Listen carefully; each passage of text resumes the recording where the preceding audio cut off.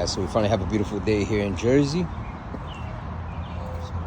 So my wife and I are gonna clean this girl up today.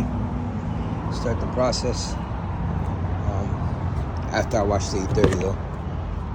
It's pretty filthy. A lot of years and years of neglect. She was parked for 2 years, so that's part of the reason. Alright, so when cleaning this yellow stuff that doesn't come out that easy, I use like a toothbrush. Some of this awesome carpet stain cleaner. This is pretty much the only thing that takes it out. So you can hit this with soap, with greaser, you name it, it will come out.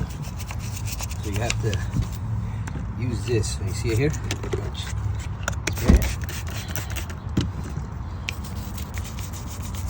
Mix it right up. The only thing is you gotta rinse it quickly. Don't let it dry on your wheel. A couple pieces at a time. Getting a little of the, hitting it with some, gotta hit it in here with a little bit of rust reformer. But all right, so one of the things I'm gonna try to do is I'm gonna learn how to wrap this grill with this.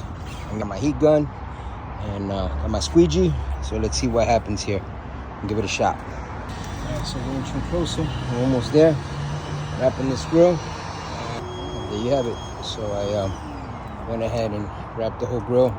I'm sure it has a couple little bubbles here and there, but overall, not bad. It's a pretty straightforward thing. She does the interiors, but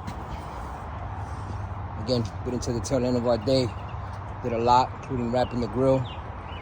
Got about 600 parts of worth of parts on order. I ordered some new headlights. They're gonna be black framed, so that's why I wanted to wrap the grill. So when that comes, the grill's not perfect, but not bad for my first wrap job.